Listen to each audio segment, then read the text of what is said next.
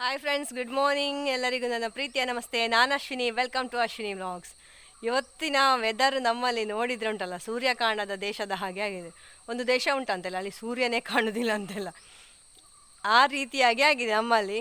ಒಂದು ಕಡೆಯಿಂದ ಮೋಡ, ಒಂದು ಕಡೆಯಿಂದ ಫುಲ್ ಮೈಂದ್ ಮಿಸ್ಟ್ ಹೇಳ್ತಾರಲ್ಲ ಹಾಗೆ, ಸೂರ್ಯನೇ ಕಾಣುವುದಿಲ್ಲ ಇಷ್ಟು ಹೊತ್ತಾದರೆ ಸಹ. ಇವತ್ತು ಸ್ಪೆಷಲ್ ಅಂತ ಹೇಳಿದರೆ, ನಮ್ಮಲ್ಲಿ ಇವತ್ತು ಒಂದು ಸ್ಪೆಷಲ್ ಗೆಸ್ಟ್ ಒಬ್ಬರು ಬರ್ತೇನೆ ಅಂತ ಹೇಳಿದ್ದಾರೆ. ಹಾಗೆ ಇವತ್ತು ಬೆಳಿಗ್ಗೆ ಎದ್ದ ತಕ್ಷಣ ಎಲ್ಲ ಕ್ಲೀನಿಂಗ್ ಅದು ಇದು ಎಲ್ಲ ಮಾಡ್ತಾ ಇದ್ದೇನೆ. ನಿನ್ನೆ ಸಹ ಹಾಗೆ ಸ್ವಲ್ಪ ಎಲ್ಲ ಯಾರಾದರೂ ಬರ್ತಾರೆ ಹೇಳಿದರೆ ಮನೆ ಎಲ್ಲ ಟಪ ಟಪ ಟಪ ಅಂತ ಕ್ಲೀನ್ ಆಗ್ತದೆ, ಎಲ್ಲ ಸೆಟ್ ಆಗ್ತದೆ, ಎಲ್ಲ ಆಚೆ ಈಚೆ ಬಿದ್ದುಕೊಂಡಿದ್ದದೆಲ್ಲ ಅಲ್ಲ. ನಿಮ್ಮಲ್ಲಿ ಸಹ ಹೀಗೆ ಅಂತ ಹೇಳಿ ಆಯ್ತು, ಅಂದರೆ ಸ್ವಲ್ಪ ಎಕ್ಸ್ಟ್ರಾ ಕಾಳಜಿ ವಹಿಸ್ತೇವೆ ನಾವು. ಹಾಗೆ ಬೆಳಿಗ್ಗೆ ಎದ್ದು ಒಂದು ರಾಗಿದ್ದು ಹಾಲು ಬಾಯಿ ಮಾಡಿದೆ ನಾನು. ಅಂದರೆ ಮತ್ತೆ ಅದಕ್ಕೆ ತುಂಬ ಹೊತ್ತು ಹಿಡಿತದಲ್ಲ, ಹಾಗೆ ಅದೊಂದು ಬೇಗ ಆದರೆ ಅದರ ಪಾತ್ರೆ ಮತ್ತೆ ಇದೆಲ್ಲ ತೊಳೆದಿಟ್ಟರೆ ಆ ಪಾತ್ರೆ ಬೇರೆದಕ್ಕೆ ನನಗೆ ಯೂಸ್ ಮಾಡಲಿಕ್ಕೆ ಆಗ್ತದೆ. ಹಾಗೆ ಇನ್ನೀಗ ನಾನು ಹಾಲು ಕರೀಲಿಕ್ಕೆಲ್ಲ ಹೋಗಬೇಕಷ್ಟೇ. ಬಂಟಿಯನ್ನು ವಾಕಿಂಗ್ ಎಲ್ಲ ಕರ್ಕೊಂಡು ಹೋಗಿ ಎಲ್ಲ ಬಂದಾಯಿತು. ಇನ್ನು ಹಾಲು ಕರೆದು ಬಂದು ಬೆಳಗಿನ ತಿಂಡಿಯಾಗಿ ಅವರು ಮಧ್ಯಾಹ್ನ ಊಟದ ಹೊತ್ತಿಗೆ ಆಗುವಾಗ ಬರ್ತಾರೆ. ಸೊ ಅಷ್ಟು ಹೊತ್ತಿಗೆ ನನ್ನದೆಲ್ಲ ರೆಡಿ ಆಗಿದ್ದರೆ ಮತ್ತೆ ಅವ್ರ ಹತ್ರ ನಾವು ಚೆಂದ ಮಾತಾಡ್ತಾ ಕೂತ್ಕೊಳ್ಬೋದಲ್ಲ. ಹಾಗೆ ಪ್ಲ್ಯಾನ್ ನೋಡಬೇಕು ಏನೆಲ್ಲ ಆಗ್ತದೆ ಅಂತ ಹೇಳಿ. ಸೊ ಎಲ್ಲ ವಿಷಯ ಗೊತ್ತಾಗಲಿಕ್ಕೆ ಈ ವಿಡಿಯೋದ ಕೊನೆ ತನಕ ನೋಡಿ, ಯಾರು ನಮ್ಮಲ್ಲಿಗೆ ಬರುವ ಗೆಸ್ಟ್ ಅಂತ ಹೇಳಿ. ಇವತ್ತಿನ ಒಂದು ಗಮ್ಮತ್ತೆಲ್ಲ ನೀವು ಸಹ ನೋಡಿ ಖುಷಿಪಡಿ. ಸೊ ಇವತ್ತಿನ ವ್ಲಾಗ್ ಸ್ಟಾರ್ಟ್ ಮಾಡುವಲ್ಲ, ಬನ್ನಿ. ಇವತ್ತು ಬೆಳಗ್ಗಿನ ಬೊಂಡ ನನ್ನ ಫಸ್ಟ್ ಡ್ರಿಂಕ್.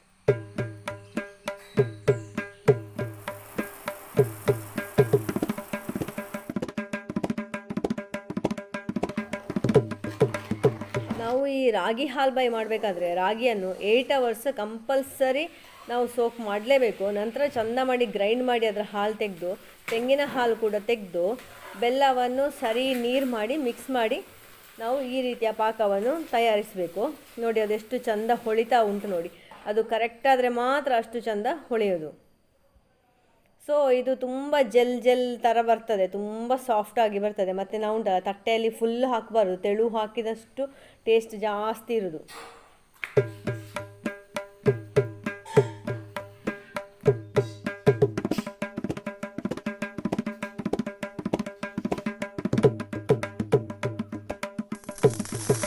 ಕಡಲೆಬೇಳೆ ಪಾಯಸ ಮಾಡುವಂತ ಇದೆ ಒಂದು ಸ್ಪೆಷಲ್ ರೀತಿಯಲ್ಲಿ. ತೊಗರಿಬೇಳೆ ಬೇಯ್ತಾ ಉಂಟು ಸಾರಿಗೆ. ಇದು ಅನ್ನಕ್ಕೆ ನೀರಿಟ್ಟಿದ್ದೇನೆ. ಇಲ್ಲಿ ಬಂಟಿಗೆ ಮಣ್ಣಿ ಆಗ್ತಾ ಉಂಟು. ಮತ್ತು ಇಲ್ಲಿ ದೋಸೆ ರೆಡಿ ಆಯಿತು. ಇದು ಸೋಯಾ ಚಂಕ್ಸ್, ನಾನು ಹೇಳಿದೆ ಅಲ್ಲ ಸೋಯಾ ಚಂಕ್ಸನ್ನು ಕಬಾಬ್ ಮಾಡಲಿಕ್ಕೆ ಆಗ್ತದೆ ಅಂತ. ಸೊ ಅದಕ್ಕೋಸ್ಕರ ಸೋಯಾ ಚಂಕ್ಸನ್ನು ಬೇಯಿಸಿ ನೀರು ತೆಗೆದು ಇಟ್ಟಿದ್ದೇನೆ ನೋಡಿ. ಇನ್ನು ಇದನ್ನು ಮೊನ್ನೆಯದ್ದೇ ಗ್ರೇವಿ ಮಾಡಿ, ಮೊನ್ನೆಯದ್ದೇ ಬ್ಯಾಟರ್ ಮಾಡಿ ಅದರಲ್ಲಿ ಹಾಕಿ ಫ್ರೈ ಮಾಡಿದರೆ ಆಯಿತು. ಇವತ್ತು ನಾನು ಕಡಲೆಬೇಳೆ ಪಾಯಸ ಡಿಫ್ರೆಂಟ್ ಸ್ಟೈಲಲ್ಲಿ ಮಾಡ್ತಾ ಇದ್ದೇನೆ. ಬೆಲ್ಲವನ್ನು ಪಾಕ ಬರಿಸಿ ಮತ್ತೆ ಅದಕ್ಕೆ ಆ್ಯಡ್ ಮಾಡೋದು, ಮತ್ತೆ ಇದನ್ನು ಉಂಟಲ್ಲ ಕಡಲೆಬೇಳೆಯನ್ನು ಸರಿ ಮಿಕ್ಸಿಯಲ್ಲಿ ಗ್ರೈಂಡ್ ಮಾಡಿ ಅದನ್ನು ಮತ್ತೊಮ್ಮೆ ಕುದಿ ಬರಿಸೋದು, ಆಮೇಲೆ ಈ ಪಾಕ ಬರಿಸಿದ ಬೆಲ್ಲವನ್ನು ಅದಕ್ಕೆ ಮಿಕ್ಸ್ ಮಾಡೋದು, ಮತ್ತೆ ತೆಂಗಿನ ಹಾಲು ಹಾಕೋದು, ಮತ್ತೆ ಅದಕ್ಕೆ ಗಾರ್ನಿಷಿಂಗಿಗೆ ನಾನು ಒಣ ಕೊಬ್ಬರಿಯನ್ನು ತುಪ್ಪದಲ್ಲಿ ಫ್ರೈ ಮಾಡಿ ಹಾಕ್ತೇನೆ. ಸೊ ಅದು ಟೇಸ್ಟ್ ಹೇಗಾಗ್ತದೆ ಅಂತ ನೋಡುವ ಸ್ಪೆಷಲ್ ಆಗಿ. ಈ ಬೆಲ್ಲ ಪಾಕಕ್ಕೆ ನೀರಿಟ್ಟಿದ್ದೇನೆ. ಇದು ಸರಿ ಪಾಕ ಬಂದ ಮೇಲೆ ಸೇರಿಸಿದ್ರೆ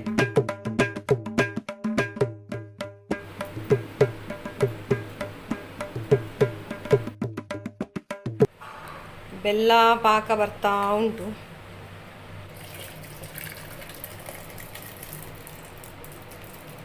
ಸ್ವಲ್ಪ ಬಿಸಿ ಉಂಟು, ಇದು ತಣಿದ್ರೆ ಒಳ್ಳೆದಿಲ್ಲ, ನನ್ನ ಮಿಕ್ಸಿದು ಮುಚ್ಚಳ ರಟ್ಟಿ ಹೋಗ್ಬೋದಾ ಅಂತ ನಾನು ತಣೀತು ಅಂತ ಎಣಿಸಿದೆ. ನೋಡಿ ಹೊಗೆ ಆಡೋದು, ಫ್ಯಾನಿನ ಅಡಿಯಲ್ಲಿ ಇಡ್ತೇನೆ.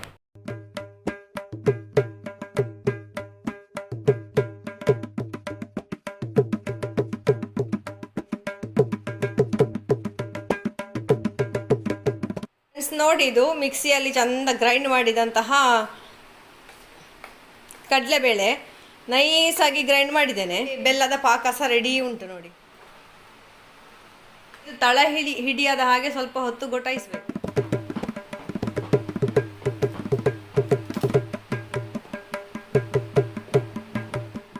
ಫ್ರೆಂಡ್ಸ್, ಇದು ನಮಗೆ ಥಿಕ್ನೆಸ್ ಎಷ್ಟು ಬೇಕು ಅಂತ ನೋಡಿ, ಬೇಕಾದರೆ ಸ್ವಲ್ಪ ಇದಕ್ಕೆ ನೀರು ಸೇರಿಸಿಕೊಳ್ಬೋದು ಹಾಲು ಸೇರಿಸುವ ಮೊದಲೇ.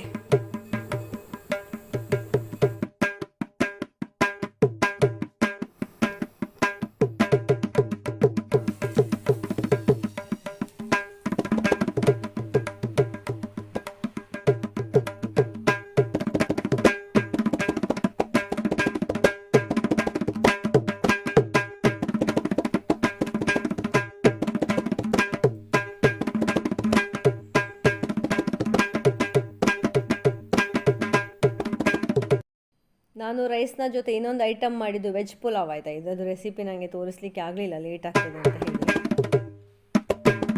ಹಾಗೆ ಫ್ರೆಂಡ್ಸ್ ನೋಡಿ, ಮೀನಿನ ಗಾಡಿ ಸಹ ಬಂತು. ನಾನು ಯಾವಾಗದಿಂದ ಇದೊಂದು ಈ ಮೀನಿನ ಗಾಡಿಯ ಸೌಂಡ್ ಒಂದು ಕ್ಯಾಪ್ಚರ್ ಮಾಡಬೇಕಂದ್ರೆ ನಾನು ಯಾವಾಗದಿಂದ ಕಾಯ್ತಾ ಇದ್ದೆ. ಯಾಕೆ ಗೊತ್ತುಂಟಾ, ಇದು ನನಗೆ ಯಾವಾಗ ಸಹ ಶಾಲೆ ದಿನದ್ದು ನೆನಪಿಸುವುದು ಅಂತ. ಅಂದರೆ ಮೊದಲು ಸಹ ಹಾಗೆ ಒಂದು 12:30 12:45 ಈ ಮೀನಿನ ಗಾಡಿ ಹೋಗೋದು. ಆಗ ನಾವು ಪ್ರೈಮರಿಯಲ್ಲಿ ಇದ್ದೆವು. ಪ್ರೈಮರಿಯಲ್ಲಿ ಇದ್ದಂತಹ ಹೊತ್ತು 12:30 12:45 ಹೊತ್ತಿಗೆ ಈ ಮೀನಿನ ಗಾಡಿ ಇದೇ ಸೌಂಡ್ ಮಾಡಿಕೊಂಡು ಹೋಗೋದು, ಇದೇ ರಿದಮ್ ಅದರದ್ದು. ಆಗ ನೆನಪಾಗೋದು, ಊಟದ ಹೊತ್ತಾಯ್ತು, ಈಗ ಬೆಲ್ಲಾಗ್ತದೆ ಅಂತ ನಾವು ಕಾಯೋದು. ಸೊ ಅದು ನೆನಪು ನನಗೆ ಯಾವಾಗಲೂ ಆಗ್ತದೆ ಈ ಮೀನಿನ ಗಾಡಿ ಇಲ್ಲಿಂದ ಹೋಗುವಾಗ. ಇಲ್ಲಿ ಸಹ ಹಾಗೆ 12:55 ಅಂತೂ 12:50 ನಂತರ ಮೀನಿನ ಗಾಡಿ ಇಲ್ಲಿಂದ ಹೋಗೋದು. ಅದು ನಿಮ್ಮೊಟ್ಟಿಗೆ ಶೇರ್ ಮಾಡ್ಕೊಳ್ಬೇಕು ಅಂತ ನನಗೆ ತುಂಬ ದಿವಸದಿಂದ ಅನ್ನಿಸ್ತಾ ಇತ್ತು ಆಯಿತಾ.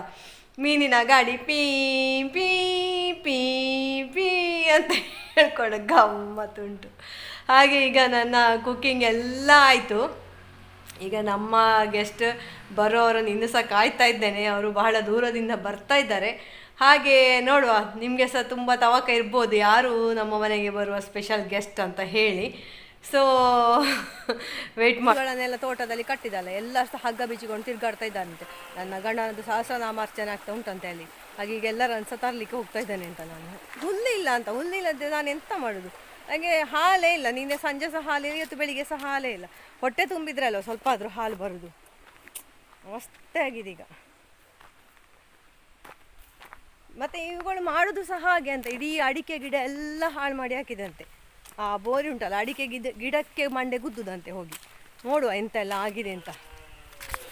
ನೋಡಿ ಅಂತೆ ಮೇಯ್ದು ನೋಡುವ, ನನಗೆ ಪಾಪ ಕಾಣೋದು ಅಂತ ಬೇಜಾರಾಗ್ತದೆ. ಇದ್ದೀ ಬರೋಂತಿಲ್ಲ ಸವಣೂರಿಗೆ ಎತ್ತಿಯರಿಗೆ ನೋಡಿ. ಇದೊಂದು ಅಡಿಕೆ ಗಿಡ ಲಾಗಾಡಿ ಹೋಗಿದೆ. ಅಲ್ಲಿ ಒಂದು ಮೊಲ ಉಂಟಂತೆ, ಮೊಲ.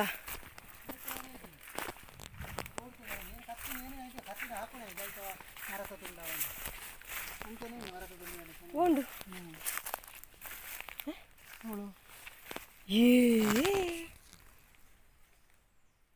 ಈ ಕೋಳಿಯಲ್ಲಿ ಒಂದು ಮೊಲ ನೋಡಿ, ಪಾಪದ್ದು ಎದ್ದರಿ ಕೂತ್ಕೊಂಡಿದೆ ಆಯ್ತಾ. ಅದಕ್ಕಿಂತ ಜಾಸ್ತಿ ನನಗೆ ಹೆದರಿಕೆ ಆಯಿತು.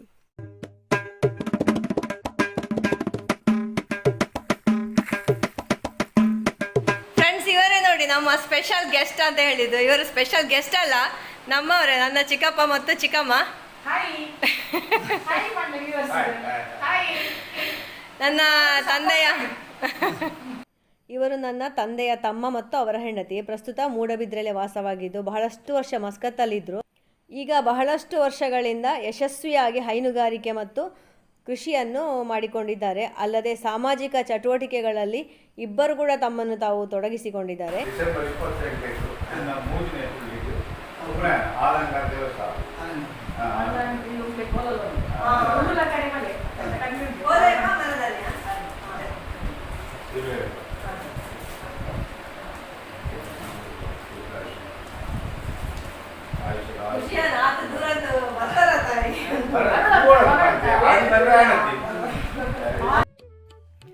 ನನ್ನ ಚಿಕ್ಕಪ್ಪನ ಮೊಮ್ಮಗನಿಗೆ ಉಪನಯನ ಇರುವ ಕಾರಣ ಅದಕ್ಕೆ ನಮ್ಮನ್ನು ಇನ್ವೈಟ್ ಮಾಡಲಿಕ್ಕೆ ನಮ್ಮ ಮನೆಗೆ ಅಷ್ಟು ದೂರದಿಂದ ಬಂದಿದ್ದಾರೆ. ಹಾಗೆಯೇ ನಮಗೆ ಪ್ರೀತಿಪೂರ್ವಕವಾಗಿ ಉಡುಗೊರೆಗಳನ್ನೆಲ್ಲ ಕೊಟ್ಟು ಆಹ್ವಾನಿಸ್ತಾ ಇದ್ದಾರೆ.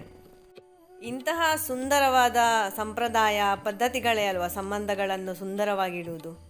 ನನ್ನ ಚಿಕ್ಕಪ್ಪ ಚಿಕ್ಕಮ್ಮ ಎಲ್ಲ ಬಂದಿದ್ದರು. ಅವ್ರು ಹೋಗಿ ಸಾಯಿತು. ಬರುವಾಗ ನಮ್ಮ ಮನೆಗೆ ಯಾರಾದರೂ ಬರ್ತಾರೆ ಅಂತ ಹೇಳಿದ್ರೆ ಒಂಥರ ತುಂಬ ಖುಷಿ ಅಲ್ಲ. ಅದೇ ನೆನಪುಗಳೆಲ್ಲ ಮರುಕಳಿಸ್ಲಿಕ್ಕೆ ಸ್ಟಾರ್ಟ್ ಆಗ್ತದೆ. ಒಂದೊಂದೇ ನೆನಪಾಗ್ತದೆ. ಒಬ್ಬೊಬ್ಬರ ಕ್ಯಾರೆಕ್ಟರ್ಸ್ ಎಲ್ಲ ನಮ್ಮ ಕಣ್ಣ ಮುಂದೆ ಬರ್ತದೆ. ನಾವು ಆಡಿದ ಆಟಗಳು, ಕಳೆದ ದಿನಗಳು, ಅವರು ಬಂದು ಹೋಗುವವರೆಗೆ ಸಹ, ಬಂದು ಮನೆಗೆ ತಲುಪುವವರೆಗೆ ಸಹ ಇಂಥದ್ದೇ ಆಲೋಚನೆಗಳು. ಮತ್ತು ನಮ್ಮದು ಪಟ್ಟಾಂಗ ಅದು ಇದು ಎಲ್ಲ ಆಗ್ತದೆ. ಹೋದ ಮೇಲೆ ಒಮ್ಮೆ ಎಲ್ಲ ಖಾಲಿ ಆದ ಹಾಗೆ ಒಂಥರ ಫೀಲ್ ಅಲ್ಲ ಅದು. ನಿಮಗೆ ಸಹ ಎಲ್ಲರಿಗೆ ಸಹ ಆ ಥರ ಫೀಲ್ ಆಗ್ತದೆ ಅಂತ ಹೇಳಿ ಆಯಿತಾ. ಯಾರೇ ಆಗಲಿ, ಯಾರು ಸಹ ಮನೆಗೆ ಒಮ್ಮೆ ಬಂದರೆ ಬರ್ತೇನೆ ಅಂತ ಹೇಳುವಾಗಲೇ ನಮಗೆ ಒಂಥರ ಖುಷಿ ಇರ್ತದೆ. ಹೋಗುವಾಗ ಒಂಥರ ಸಡನ್ ಸೈಲೆಂಟ್ ಆದ ಹಾಗೆ ಆಗ್ತದಲ್ಲ. ಇಡೀ ಒಂದು ಎಂಥ ಪ್ರಕೃತಿಯ ಒಂದು ಸ್ತಬ್ಧ ಆದ ಹಾಗೆ ನನಗೆ ಒಂಥರ ಆ ಥರ ಫೀಲ್ ಆಗ್ತಾ ಉಂಟಾಯ್ತದೆ. ನಾನೀಗ ಹೋಗಿ ಬಂಟಿ ಹತ್ರ ಮಾತಾಡಿ ಸ್ವಲ್ಪ ರಿಲ್ಯಾಕ್ಸ್ ಬರೈತಿ. ಬಲ್ಲ ಇಲ್ಲಿ ನೋಡ್ಕೊಳ್ಪೆ ನೀರು. ಫ್ರೆಂಡ್ಸ್, ಈಗ ಇವರನ್ನು ತೋಟದಿಂದ ಮನೆಗೆ ಕರ್ಕೊಂಡು ಹೋಗೋದು. ಇವತ್ತೇನೋ ಬೇಗ ಅವಸರ ಆಗಿದೆ. 3:30 ಆಗೋದು ಅಷ್ಟೇ. ಎಲ್ಲರದೊಟ್ಟಿಗೆ ಬೊಬ್ಬೆ. ಹಾಗೆ ಕೇಳಿ ಬಂದದ್ದು, ಅಲ್ಲಿ ಬಂಟಿದ್ದು ಸಹ ಬೊಬ್ಬೆ. ಇವತ್ತು ಬಂಟಿ ಮತ್ತು ನಂದು ವಾಕಿಂಗ್ 4:15 ಗಂಟೆ ಒಳಗೆ ಆಗಿ ಆಯಿತು. ಅವನೆಂತ ಗೊತ್ತಿಲ್ಲ, ಜೋರು ಕೂಗಲಿಕ್ಕೆ ಶುರು ಮಾಡಿದ. ಅವನಿಗೆ ಸಹ ಬೇಸರ ಆಯ್ತಾ ಅಂತ, ಎಲ್ಲ ಹೋದರು ಅಂತ ಹೇಳಿ ಹಾಗೆ ಕೂಗಲಿಕ್ಕೆ ಶುರು ಮಾಡಿದ. ಮತ್ತು ನಮ್ಮ ಹಸುಗಳನ್ನೆಲ್ಲ ಹಟ್ಟಿಯಲ್ಲಿ ಕಟ್ಟಿ ಅವನನ್ನು ವಾಕಿಂಗ್ ಕರ್ಕೊಂಡು ಹೋಗಿ ಬಂದೆ. ಮತ್ತು ಮೊನ್ನೆ ತೆಗೆದಂತಹ ಅರಶಿನದ ಗೆಡ್ಡೆ, ಅರಶಿನದ ಕೊಂಬು ಅಂತ ಹೇಳ್ತೇವೆ ನಮ್ಮ ಕಡೆ ಎಲ್ಲ. ಇದನ್ನು ತುಂಬ ಸರ್ತಿ ತೊಳಿಬೇಕು ಸರಿ. ಇದರದ್ದು ಮಣ್ಣೆಲ್ಲ ಹೋದ ನಂತರ ಒಂದು 10 ನಿಮಿಷ ಬೇಯಿಸ್ಬೇಕಂತೆ. ಕೆಲವರು ಹೇಳ್ತಾರೆ ಹಬೆಯಲ್ಲಿ ಬೇಯಿಸ್ಬೇಕು ಅಂತ, ಇನ್ನು ಕೆಲವರು ಹೇಳ್ತಾರೆ ಡೈರೆಕ್ಟ್ ಬೇಯಿಸೋದು ಅಂತ, ಅಂದರೆ ನೀರಲ್ಲಿಯೇ. ಕೆಲವರು ಹೇಳ್ತಾರೆ ಇಡ್ಲಿ ಬೇಯಿಸಿದ ಹಾಗೆ ಬೇಯಿಸೋದು ಅಂತ. ಹಾಗೆ ಬೇಯಿಸೋದ್ರಿಂದ ಇದು ನಾರು ಕಟ್ಟುವುದಿಲ್ಲ, ಸೊ ನಮಗೆ ಹುಡಿ ಮಾಡಲಿಕ್ಕೆ ಸುಲಭ ಆಗ್ತದೆ.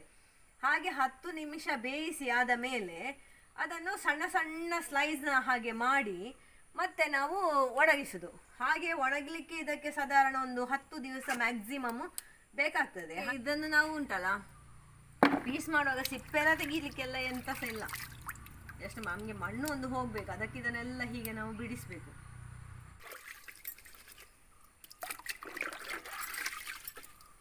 ಈಗ ನಾನು ಬಂಟಿಗೆ ತುಳುವಲ್ಲಿ ಕಮಾಂಡ್ ಹೇಳ್ತೇನೆ. ಬಂಟಿ ಇಡವಲ್ಲ, ಗುಡ್ ಬಾಯ್. ಯೇ, ಬಂಟಿಗೆ ತುಳು ಬರ್ತದೆ. ಬಂಟಿ ಕೂತ್ಕೊಂಡವಳು.